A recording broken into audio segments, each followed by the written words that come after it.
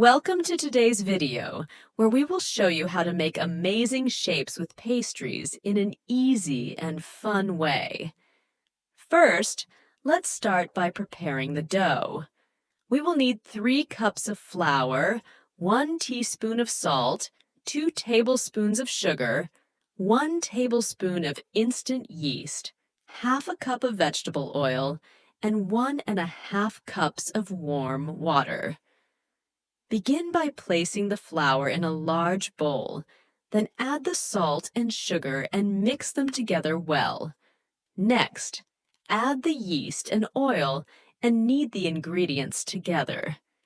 Gradually add the warm water and knead until you have a smooth and flexible dough.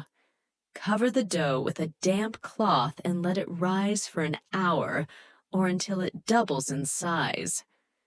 Once the dough has risen, we start shaping the pastries. You can divide the dough into small balls of an appropriate size, then start shaping them as desired. You can make them into circles, ropes that you twist into bracelets, or even triangles. You can use different fillings such as cheese, olives, spinach, or even minced meat. Place the filling in the center of the dough and seal it tightly.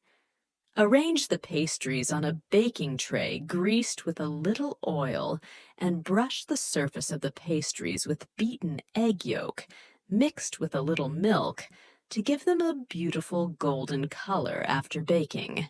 Sprinkle a little sesame or nigella seeds on top if you like.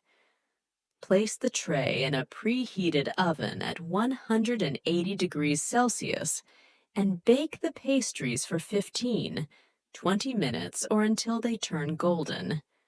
For perfect results, it is important to precisely control the oven temperature and avoid opening the oven frequently during baking, as this can affect the baking of the pastries. Once the pastries are out of the oven, let them cool slightly before serving. To keep the pastries fresh, you can place them in an airtight container once they have completely cooled. You can also freeze them and reheat them when needed, and they will remain just as soft and flavorful. This method makes it easy to prepare a large quantity of pastries and store them for later use.